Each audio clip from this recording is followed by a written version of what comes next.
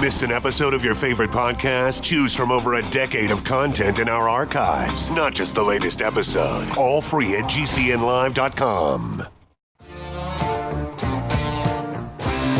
This is your call to action. Get prepared, America. Economy, survival, energy, disasters. This is USAPrepares.com. Informative radio, educational radio. Interact now by emailing instructor@USAPrepares.com or text at 434-390-7953. Class, please take your seats. Now, your instructor, Vincent Finelli. All right. Everyone all set? Cocked? Locked? Here we go. Your dial set correctly to USA Prepares. We broadcast 2 hours from high atop the Missouri Ozark Mountains. John is engineering the broadcast in Minnesota at GCN. I'm delighted to be here. I really am. And if you'd like to call us, 866-582-9933, 866-582-9933. Listen line, if you'd like to take us with you as you travel or as you work, 605-477-3249, 605-477-3249. With us for the next 2 hours, Guineith Isaacs, live from Australia. Welcome, Guineith. Hello, Vincent. How are you this morning? I am doing well, and I know you're up late to be with us, and I really, really appreciate it. So, Guineith, you are not so happy with the no justice system. Yeah. In your neck of the woods. You're actually kind of angry about it. It's not a good situation. To fill in the gaps for maybe new listeners, last year I was T-boned by a prime mover while out on a grocery shopping trip. And the local blue team around here, which is the Victoria Police, which happen to have the Star of Baphomet as their logo, that maybe tells you something about who they really serve. They are they're pressing criminal damages charges against me for me damaging the road train. Wow! And this tractor trailer turned into you. Yes, it tried to overtake me on the right after I had indicated to turn right, and the truck driver is presenting perjurious testimony that I indicated to turn to the left, and that is absolutely not so. Trial date has been set, if you can call it that, for the 16th of May. Criminal charges, not civil, criminal. Charges for damaging a road train.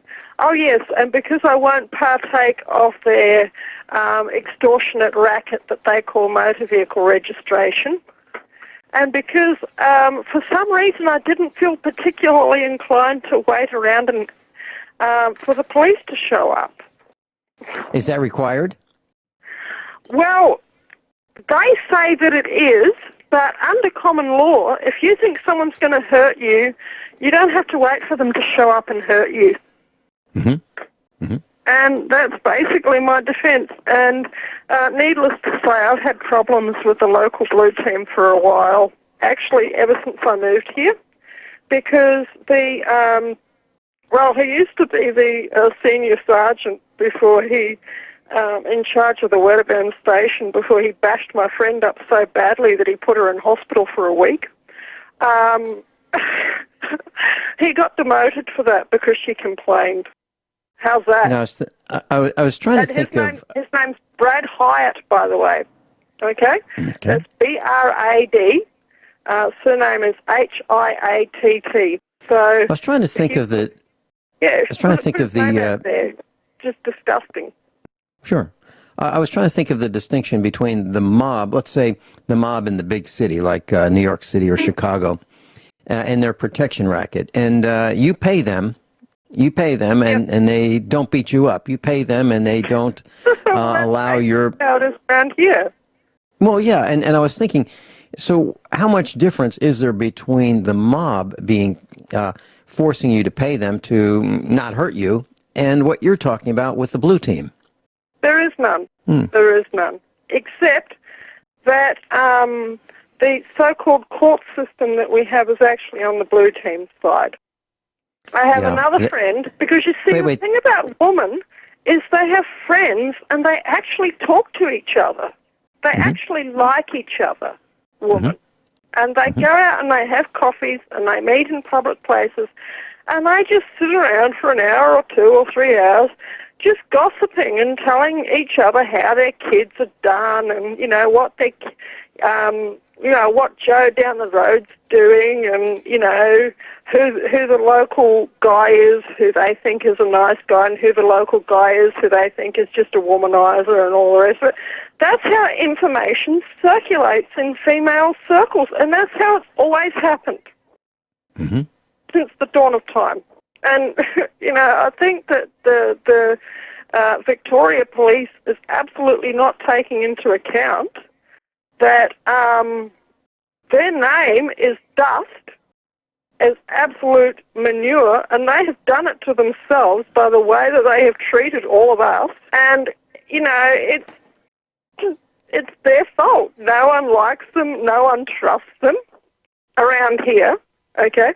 There's not even one good, decent officer around here that you could call on.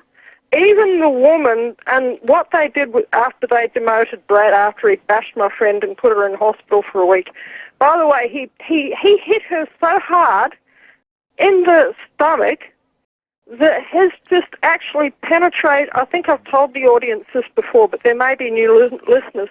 He has just penetrated her abdominal muscle and actually landed inside her abdominal cavity. And she to put the icing on the cake after that, he turned around and charged her with assault.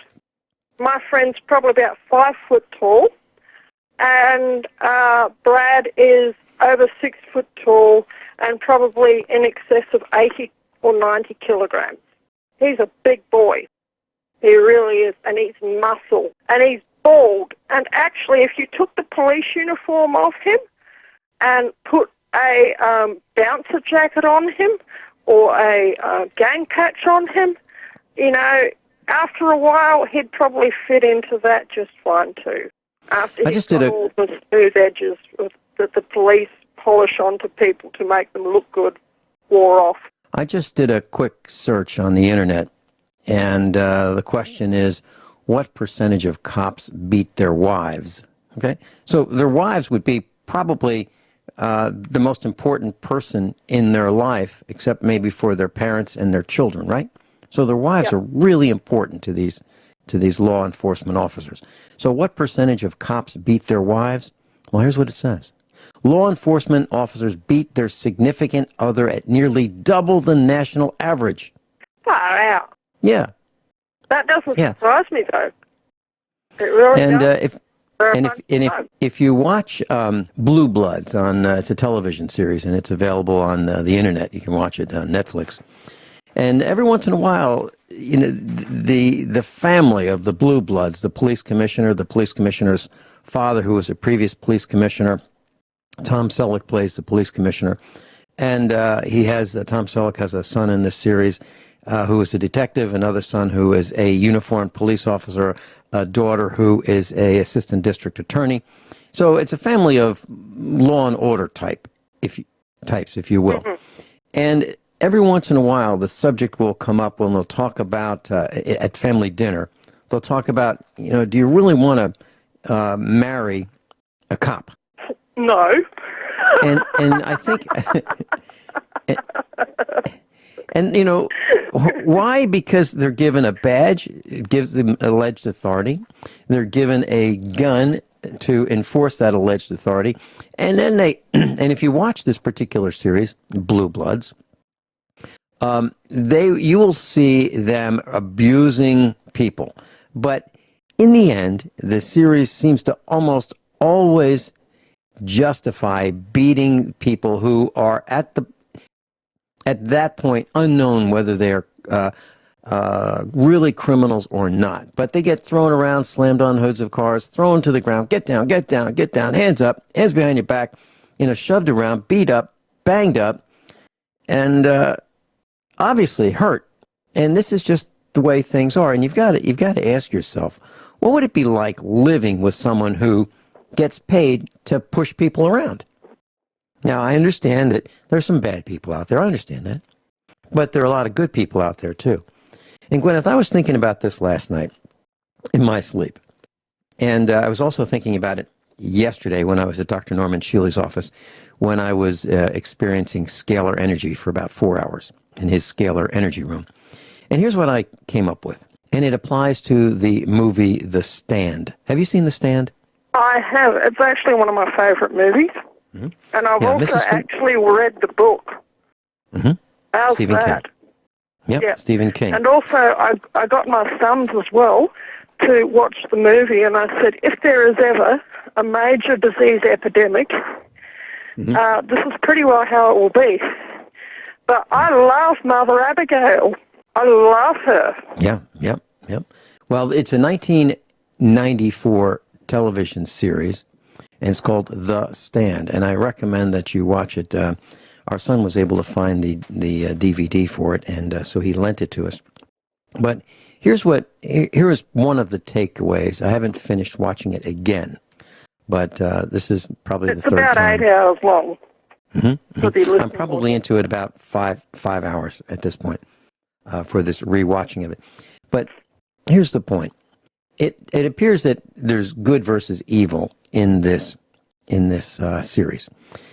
And the good people are people who just do what they normally do. They go about their lives. They interact with each other. They don't push each other around. They don't beat up each other. They just do their own thing, and they try not to cause damage. And then the evil side. Then you have the evil side. The evil side is insistent upon doing damage and hurting people. So here you have the good side basically doing nothing. They're kind of neutral. And the evil side. So Guineith, I was thinking about The Stand, the series, and it seems that good people just go about their lives, and evil people make it their business to disrupt, overturn, and destroy good things. Yep. And here's an example. There's a guy who was the CEO of the company that makes EpiPens, Mylan. Yep.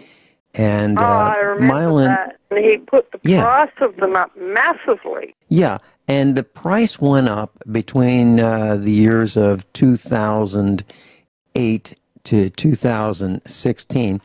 The price increased 60.3%. And they increased the price 16 times during that period from 2008 to 2016. Now, this is a life-saving device. So what happened is top brass seems to have made millions. The top 5 executives have made millions of dollars in profit over the last few years. The point I'm trying to make is when I was studying finance and economics, I learned that one of the things that corporations do, corporate America does, is they give back to the village. They give back to the people. They give back to their surroundings, where they happen to be located, generally speaking. But they give back. They're just not takers and takers and takers. But it seems that has changed.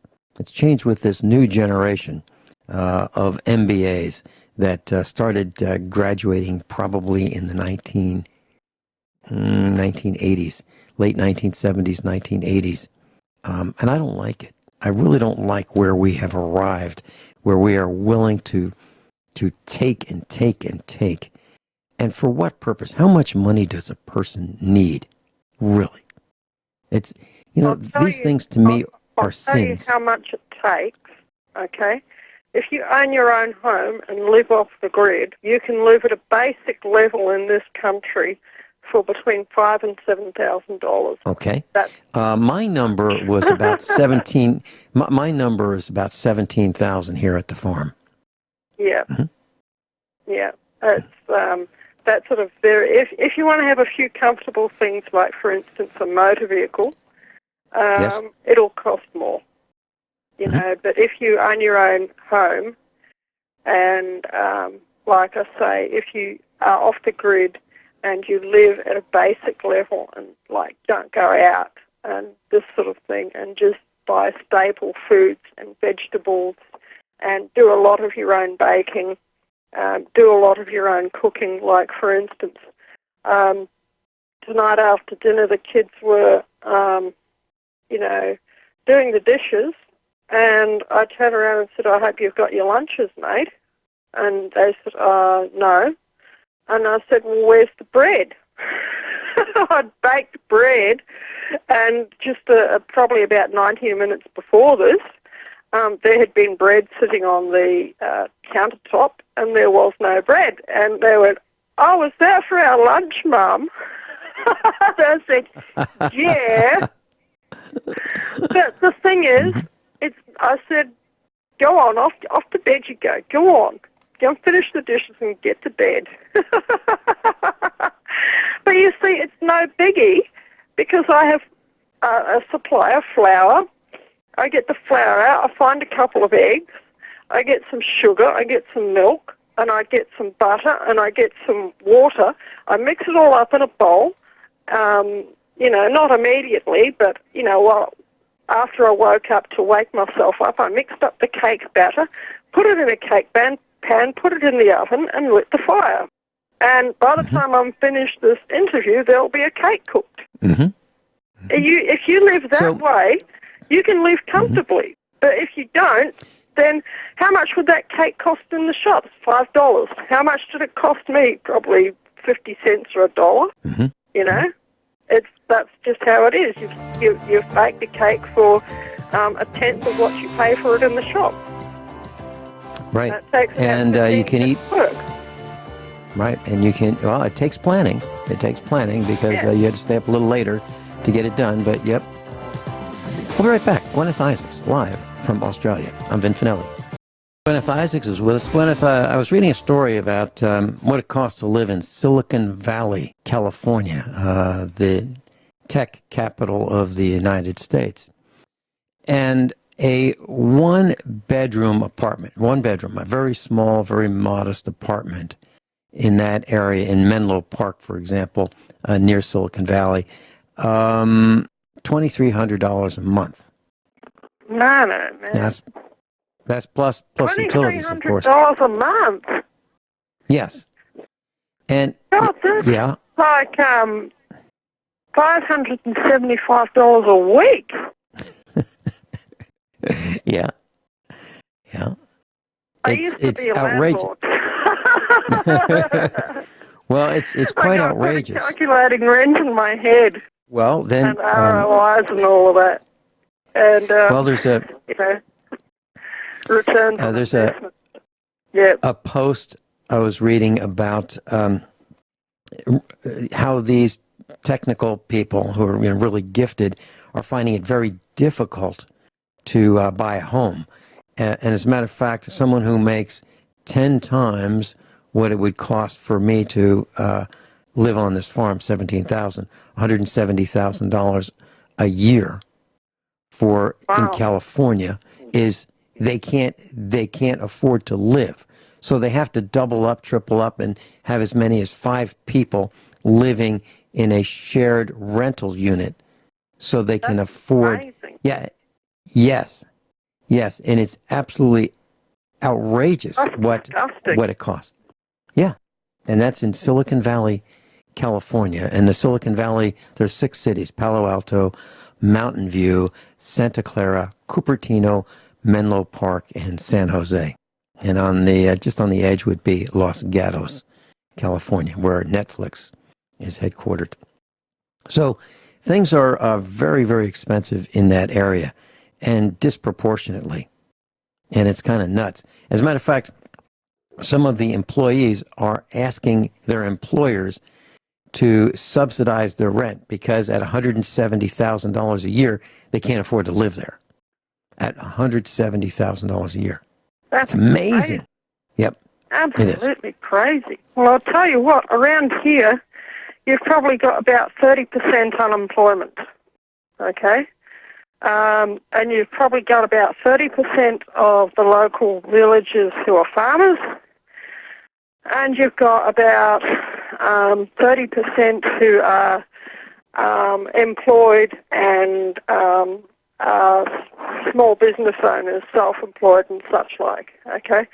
And the rest are the parasites, okay? That's the Shire bureaucracy and the blue team. That would probably be about it. And do you know something? The average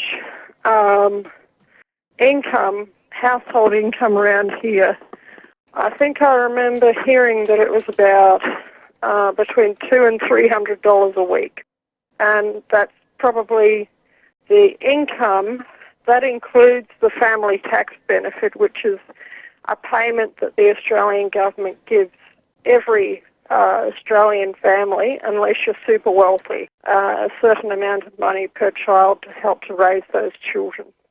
And but from my work, I would probably get in the vicinity of about $100 a week, and probably about, I don't know, $200-300 family tax benefit. So that. As you say that, I was thinking about Silicon Valley, California. I'll bet you $100 won't keep those people in coffee. No. No.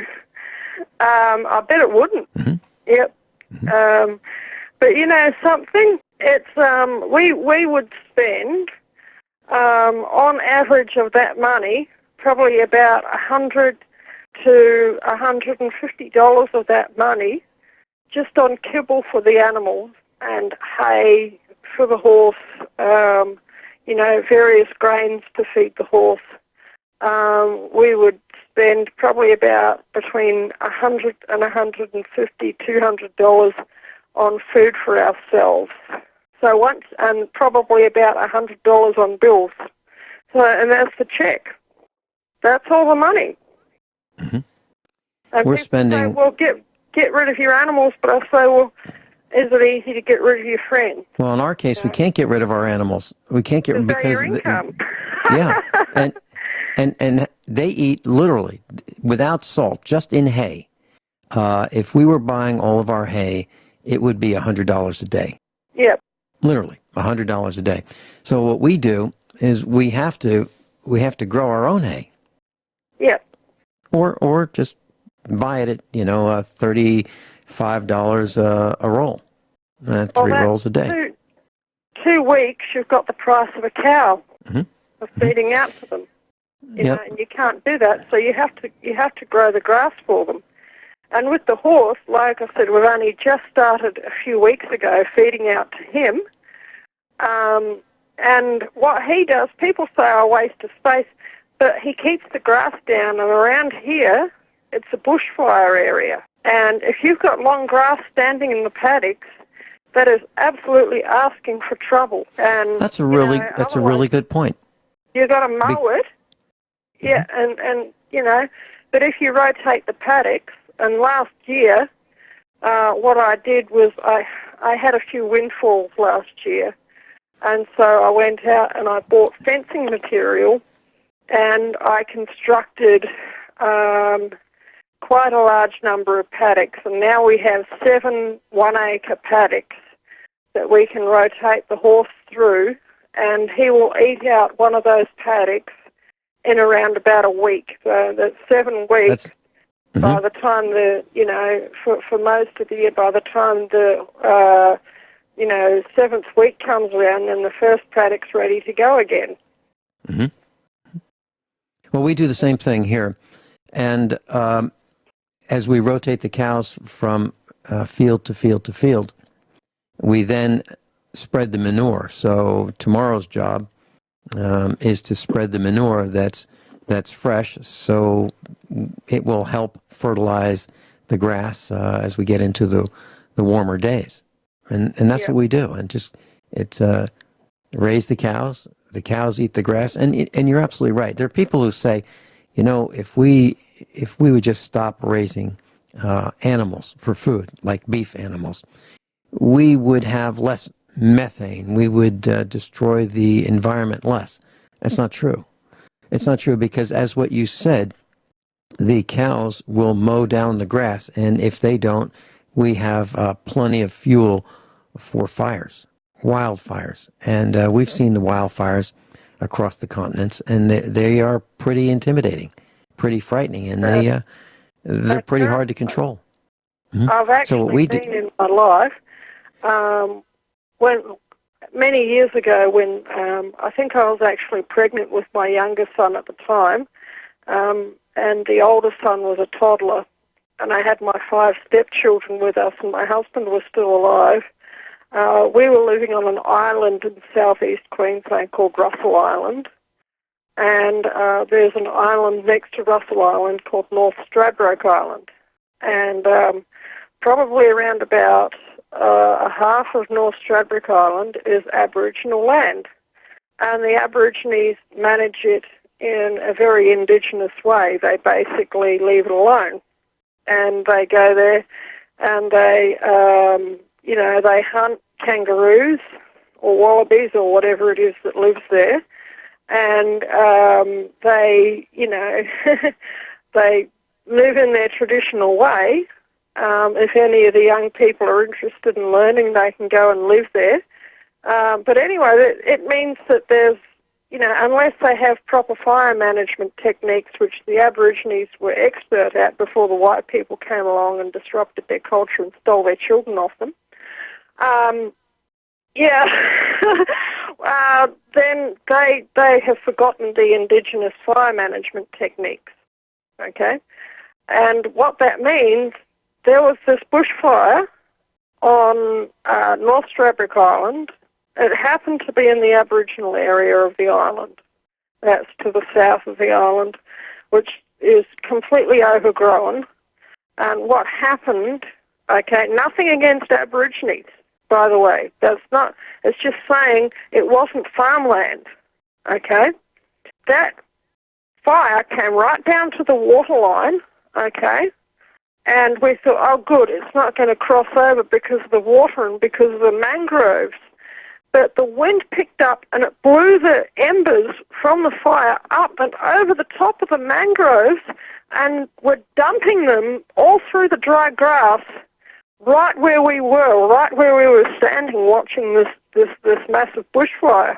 And they say that they sound like a freight train. You are not kidding. They sound exactly like a freight train. It's the most terrifying thing on earth to be that close to a bushfire. And we had all of the kids running around, including little Connor, who was a toddler. We put a set of shoes on him and say, see these, Connor? This fire's going to kill you unless you stomp them out. And even little Connor was going around stomping out the embers, and he was under 2 years old at the time. And do you know something? That's the most terrifying experience in all your life. If you've got land, you have to manage it properly, okay?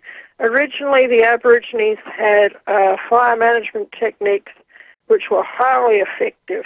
And when, Governor Phillip, when Captain Cook first got to Botany Bay, okay, he said the place looked like a public park.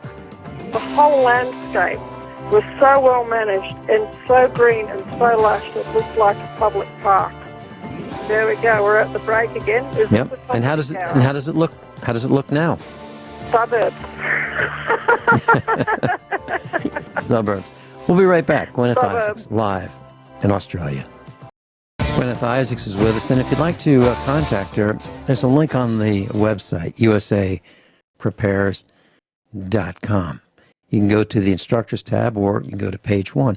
Guineith, I found this article. It's on the theguardian.com. It talks about Silicon Valley technical employees. And it says that and I'm quoting, another tech worker feeling excluded from the real estate market was 41-year-old Michael, who works at a networking firm in Silicon Valley, and last year earned $700,000. $700,000. Now, almost $750,000 in 1 year. Okay, and it says sick of his 22-mile commute to work, which can sometimes take up to 2.5 hours to go 22 miles each way. Okay. Yeah, right. He explored buying a property nearer to work. He says, we went on to an open house in Los Gatos. Now, I used to live in Los Gatos for a short time, Los Gatos, California. We went to an open house in Los Gatos that would shorten my commute, he says, by 8 miles. It only shortened it by 8 miles. It was a 1,700 square foot, and it listed at $1.4 million. It sold in 24 hours for $1.7 million. It sold for more than the asking price. That's absolutely crazy. Yeah, I'll post this article on the website. If he bought it, he'd have it paid off in 10 years. He really would. If he could keep some of his income from being taxed so highly. Yeah. That's right.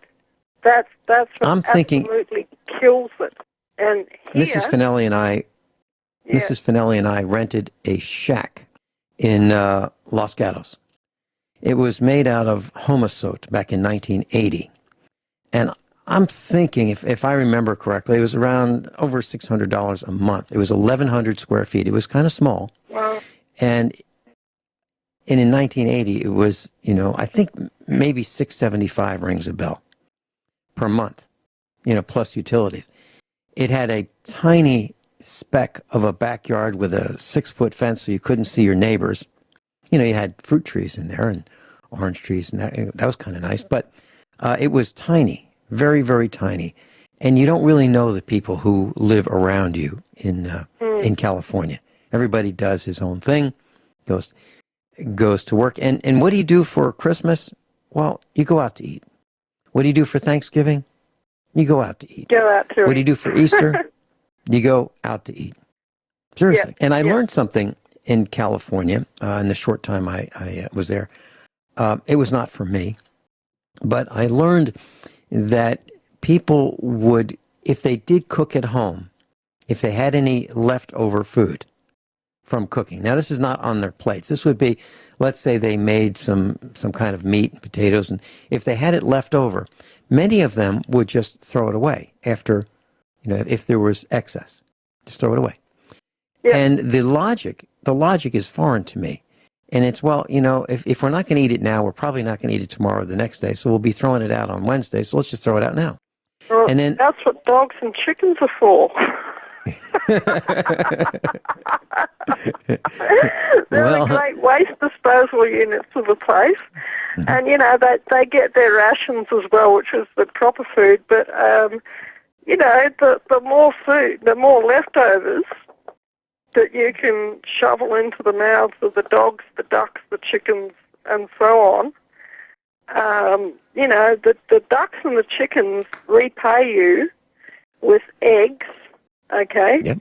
The dogs repay you with the best security system you could possibly imagine, right? Okay, which is operational 24 hours a day, 7 days a week, even when we're not here, right? Okay. There are certain trusted dogs who live around here who are off the lead all the time, and we absolutely know that these dogs are trustworthy. If we're not absolutely certain that they're trustworthy, they will not be off the lead if we're not here. But there are some dogs who live here that are trustworthy.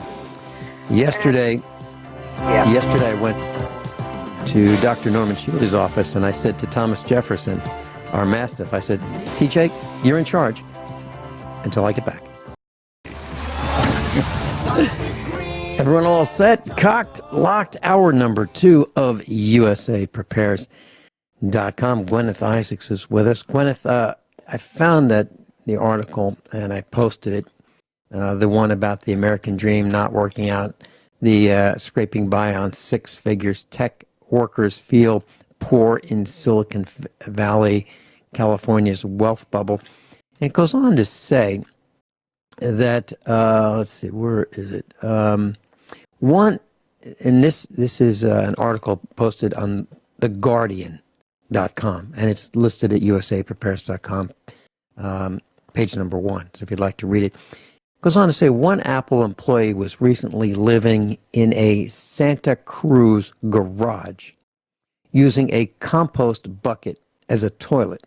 Another tech worker enrolled in a coding boot camp described how he lived with 12 other engineers in a two-bedroom apartment rented. Two-bedroom apartment. It was $1,100 for a bunk bed and 5 people in the same room. One guy was living in a closet. I've heard of this. Yes. I was watching a YouTube video. Okay, there's this woman, and she's in LA, and what she does is she rents warehouse space. Okay, and she used to get her dad to help her to build these bunk beds, but her dad's passed on, and now I think she hires carpenters. And she hires these bunk beds out for, what was it, $500 how much? Probably about $250 a week. Yeah, this is $1,100. $1,100 for a bunk bed. That's $1,000 a month. Right. That's about what you're talking about. Yeah. I think I know that. She must have put her prices up. This is absolutely ridiculous. And you've got no privacy. You've got, she says, it's a trust system. No one steals anything or they don't come back. And I say, well, yes, that's probably true. But the thing is, there's no privacy.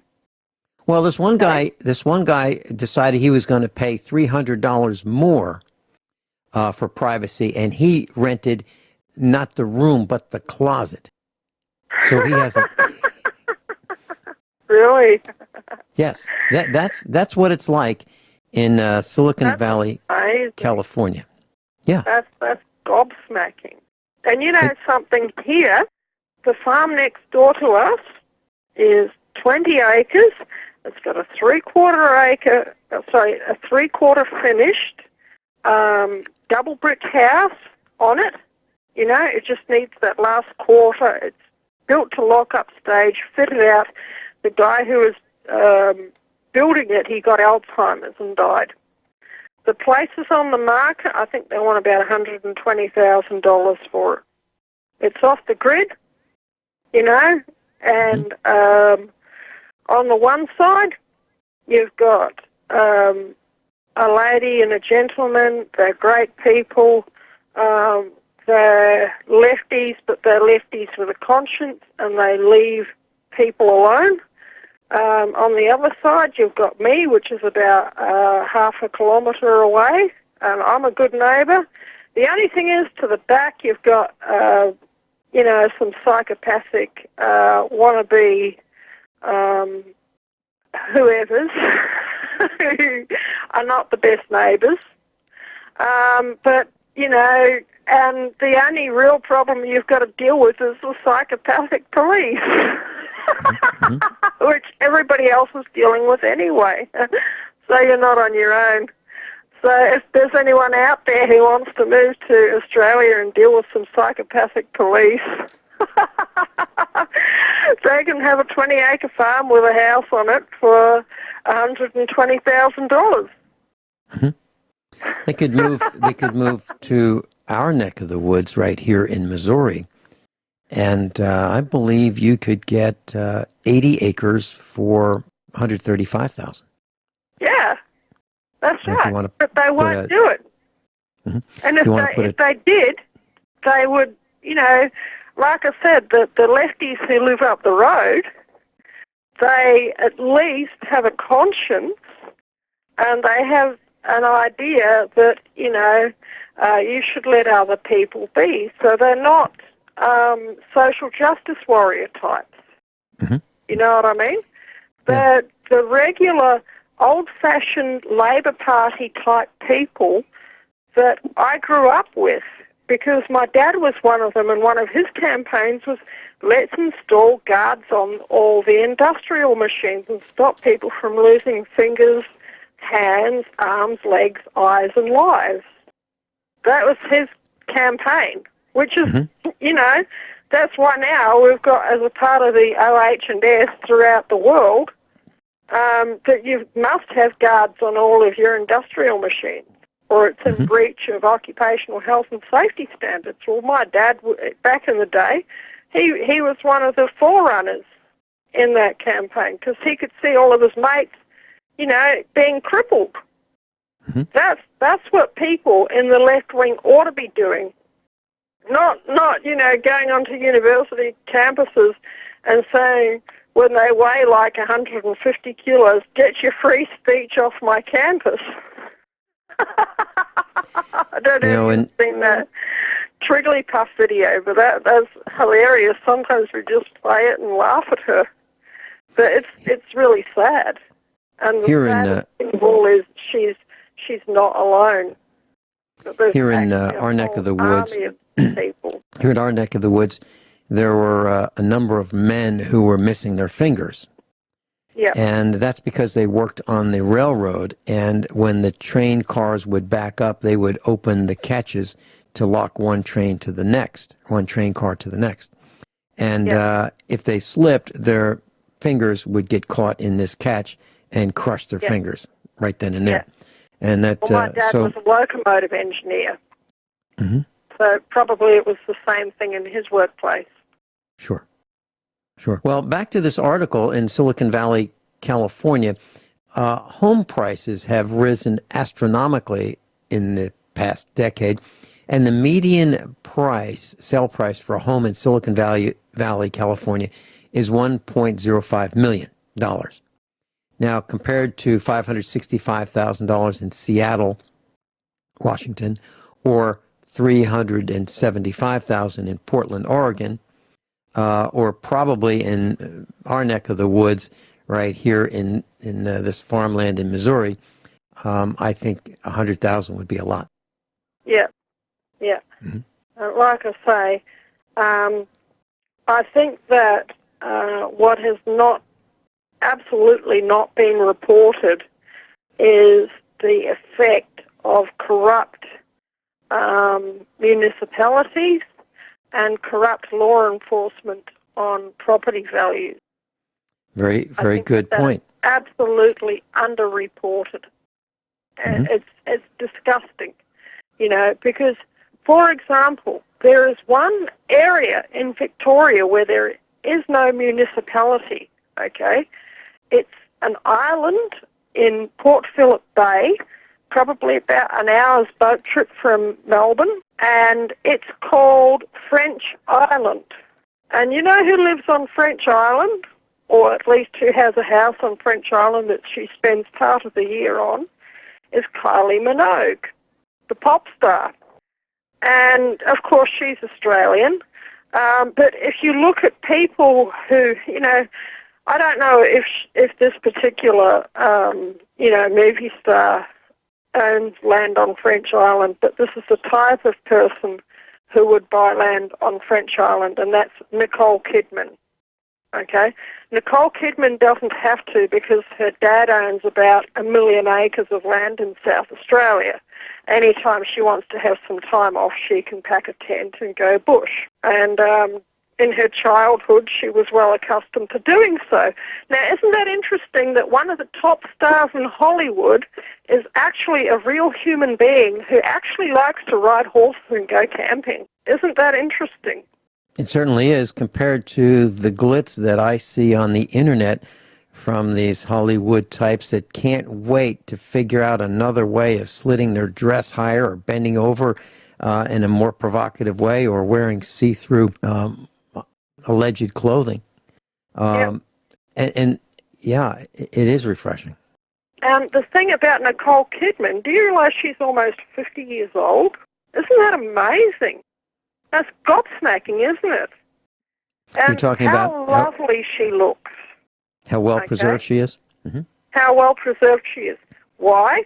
Because she grew up on a station, riding horses, rounding up cattle, and actually going out there and doing stuff. And some of her early film roles were actually riding horses.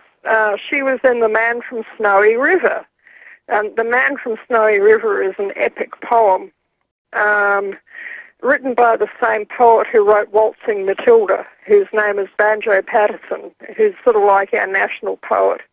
And, there was a movie made, and it's about a guy who, there's a cult who's escapes and goes to join the wild horses, This is the plot of the poem, because the cult's father was the patriarch of the mob, and so he comes through and grabs his colt and takes him to the wild horses so that he can train him to be the next patriarch, because the old stallion realizes he's getting old. So all the station people have to go and get the colt back because he's worth £1,000. Which back in the day was a lot of money to pay for a horse. When the average person was getting like £5 a week as their wages. And hold that thought. We're going to a break. Guineith Isaacs is with us, and Sharon in Montana. Welcome. You're on the air with Guineith. Good morning. Hello, Sharon. The housing situation, people tend to think you either have to own or rent. And we are fortunate enough to own, But there are a lot of ways of looking things that are outside the box. I just picked up this book at the garage, I think, for living in a van. But I also know my older daughters house sit quite a bit. And then there's a lot of elderly people who need someone just to kind of do some light caretaking. And I think that, we would be smart to think outside the box. And I think that also comes about, though, by having different connections. I just read an article on Survival Blog, and the lady was talking, you kind of need a three-prong approach to surviving. And one was you need to have your equipment, food, stuff like that. You need to have skills, and then you need to have connections with people. And I feel like people have this I can't attitude. And I realize sometimes there's some hard times you absolutely cannot get out of it. But I do think that if we kind of look outside the box, there are a lot of other options that people could do. Like, I know that, why would you want to live in Silicon Valley anyway? But if you had to, I would imagine if you had enough connections of people, you could probably room with various people and help them with their various yard work or whatever, as a trade, and you would have inexpensive housing. Well, you're right on, and I know a gentleman in Silicon Valley, California. I've known him for many, many decades, and I believe what he did was to help alleviate the situation and make it better for him. He owns a house with a freestanding garage, and I believe he converted his freestanding garage, which is probably, I'm estimating, maybe 28 feet by 28 feet or 24 feet by 24 feet, into a residence, and that worked out. So, and of course he charges rent for that. But I imagine renting that garage space, which has been converted into, we'll call it an apartment or a tiny micro house, is probably upwards of $1,500 to $2,000 a month. Probably. Also, during the Depression, people used to rent out rooms, and you could do that subtly. I mean, you wouldn't, like here where we live up in here, Flathead Valley, there is a real housing shortage for anything of a reasonable price. If you have, $350,000, you can get something. But trying to find a place to rent at any kind of reasonable price right now, there isn't enough housing. But you can rent places out just subtly, and as far as they know, it's your uncle or your cousin or whatever. You know what I mean? Right. Right, and that was done during the Depression, as you mentioned. That was done during the Depression, and borders were taken in, and it worked really, really well. I know of a... Well, it did. You would just I'm sorry. Forgive me. I know of a situation, and I met the boarder that lived in a house during a depression, or in a room, and that worked very well. It was a couple that was getting a little bit older, and so they brought in this boarder who had a job, in the city, and the boarder would commute to the city and help pay rent, and it all worked really, really well. And necessity is the mother of invention, which is what you're talking about, thinking outside the box. Yeah. Well, it should be, but people get this, I can't, and I have to have, I'm sorry, Guineith. My daughter just quit renting a very inexpensive place and moved in with one of her coworkers and rented a room so she could come up with money for her down deposit on the house that she just closed on last night, okay? So she thought outside the box, because she couldn't pay rent and get enough money for a down payment. So, Gwyneth had some good ideas, I think. But yeah. When a number of years ago, I actually did live in a van. We camped in it was a Nissan E20, something similar to a combi van but made by Nissan instead of Volkswagen. And we camped all the way across Australia from Geraldton to Victoria in the Nissan E20. And we lived quite an amazing life. About 6 weeks of that was spent on the Nullarbor, which is one of the driest deserts on Earth, and to really get up close and personal with such an amazing, harsh environment, it really sharpens you. But then our van was stolen, and we were chased through the forest by really, really Hold that thought. We're going into a break. Sharon, do you have more? No, I'm probably done. Thanks. Thank you so much for calling. Guineith Isaacs is with us, and if you'd like to contact her, you can go to usaprepares.com. There's a link on page number 1, also on the instructors tab at usaprepares.com. Abraham in California, welcome. You're on with Guineith and me. Hi. How you guys doing? Oh, good. How can we help you? How are you? I just, first off, wanted to say thank you for your show and all your information. And I listen to you guys every day when you guys are on. And just thank you, and I appreciate you guys. Well, thank you very much for that.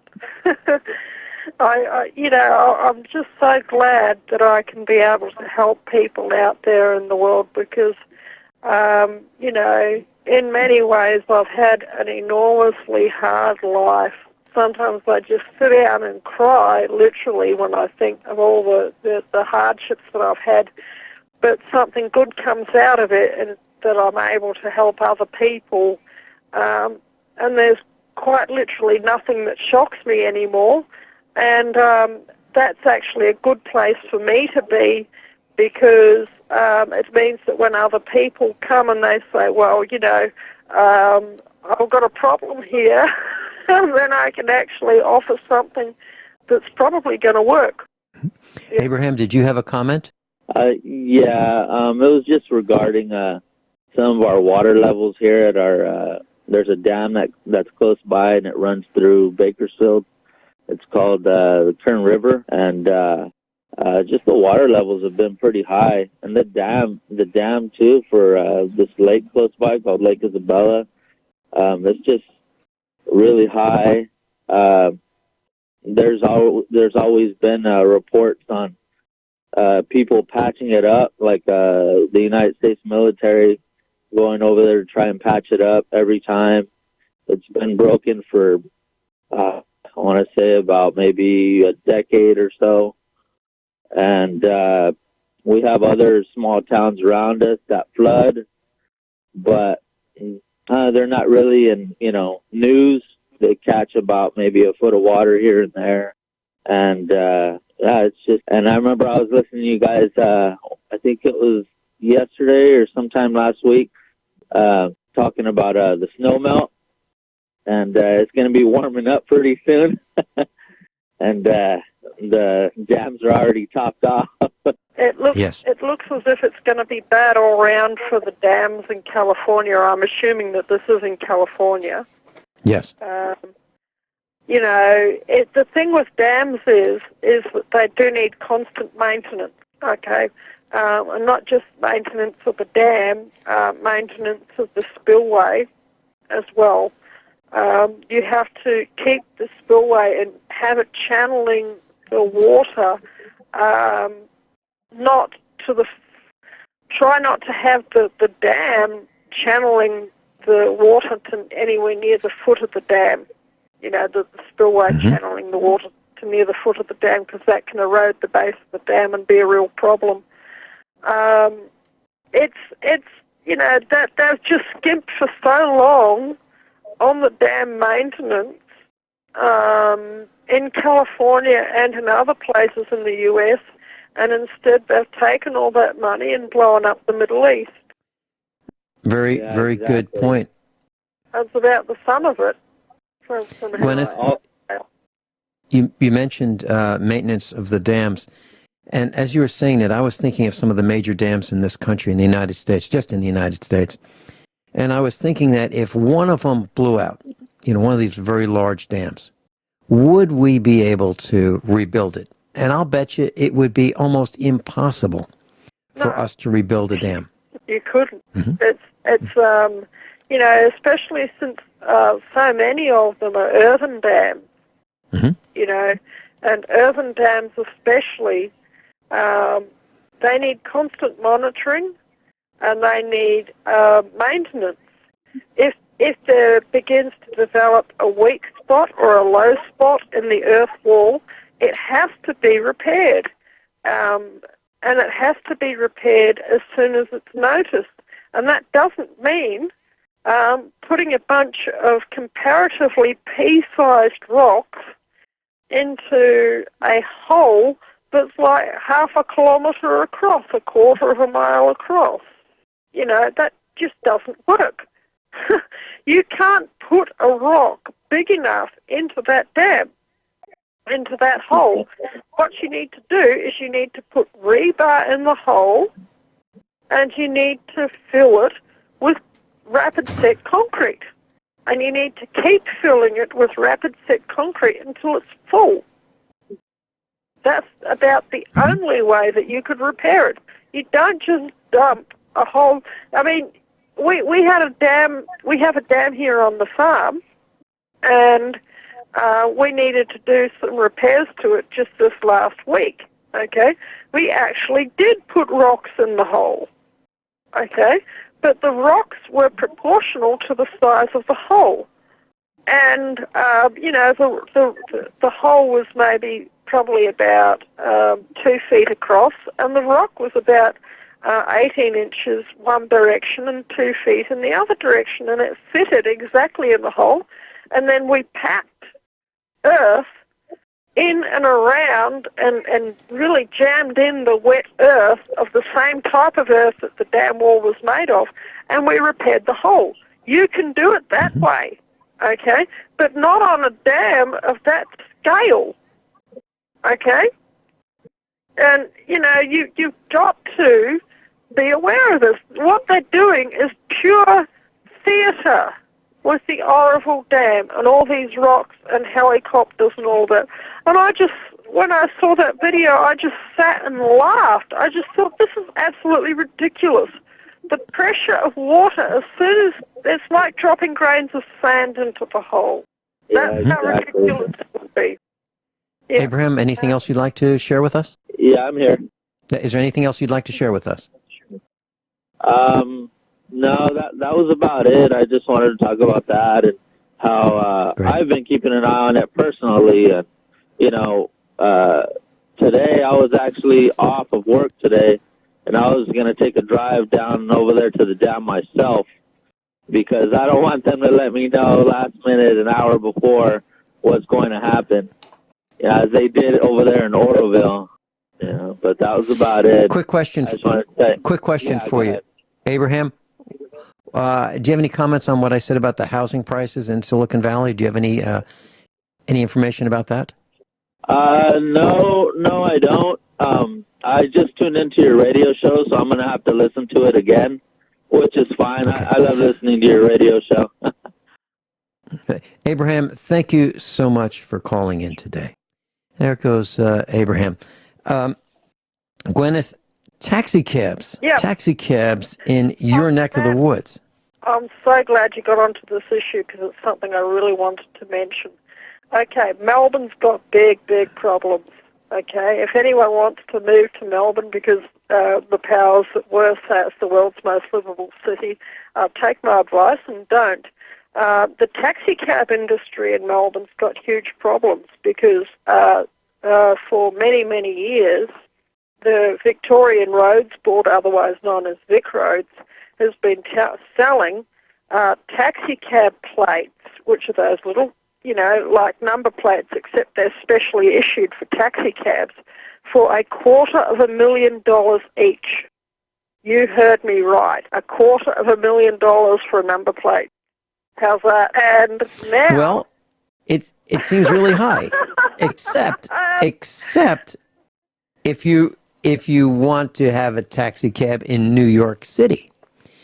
And I remember $1 million for what's called a taxi cab medallion in New York City. Now, the reason is every cab in New York City is required to have a medallion, and the city of New York limits the number of medallions, and right now it's a little over 13,000. And because it's limited in supply, the price has gone through the roof. Now, how much has it gone through the roof? Well, the original price for a taxi cab medallion, around 1995, was around $200,000. $200,000. That's kind of like the neighborhood you're talking about. But now it's $1 million. Yeah. It's $1 million. Well, and you've got to, it's worse. It's worse than that because they make the taxi cab companies replace the vehicles every 3 years because we don't want to have any shabby taxi cabs running around. It's 5 years here. Mm-hmm.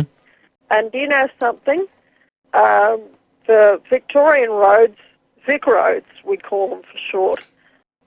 That's what they call themselves as well.